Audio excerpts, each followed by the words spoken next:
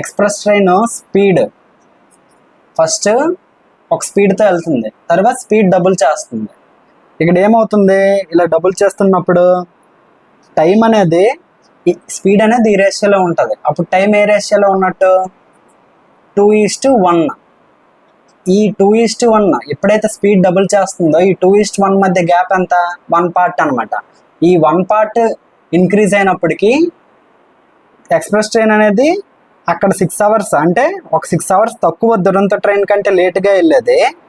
Speed అయితే ఎప్పుడు double అయిపోయిందో 2 అవర్స్ స్పీడ్గా దురంతో ట్రైన్ కంటే వచ్చేస్తుంది. సో ఆ 6 అవర్స్ 2 అవర్స్ మొత్తం కవర్ చేయాలన్నమాట. సో 1 పార్ట్ వాల్యూ అంత ఇక్కడ 8 అవర్స్.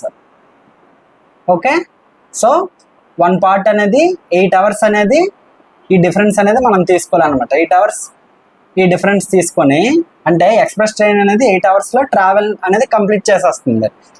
ఇప్పుడు ఏంటి, Duronto train 2 hours less than, అంటే దురంతో ట్రైన్ ట్రావెల్ చేయడానికి టోటల్ టైం ఎంత అవుతుంది, +2 10 అవర్స్ పడుతుంది. ఇది ఎప్పుడైతే స్పీడ్ డబుల్ చేస్తే దురంతో ట్రైన్ 10 అవర్స్లో ట్రావెల్ చేస్తుంది, కానీ ఎక్స్ప్రెస్ ట్రైన్ ఏమో డబుల్ స్పీడ్ చేస్తే 2 అవర్స్ ముందే డెస్టినేషన్ రీచ్ అయిపోతుంది. ఇప్పుడు దురంతో ట్రైన్ ఏ స్పీడ్తో ట్రావెల్ చేస్తుంది అనేది క్వశ్చన్. సో డిస్టెన్స్ ఎంత, 720. సో ఈ డిస్టెన్స్ని కవర్ చేయడానికి 10 అవర్స్ పడుతుంది. సో దురంతో ట్రైన్ స్పీడ్ ఎంత, 72 km/h.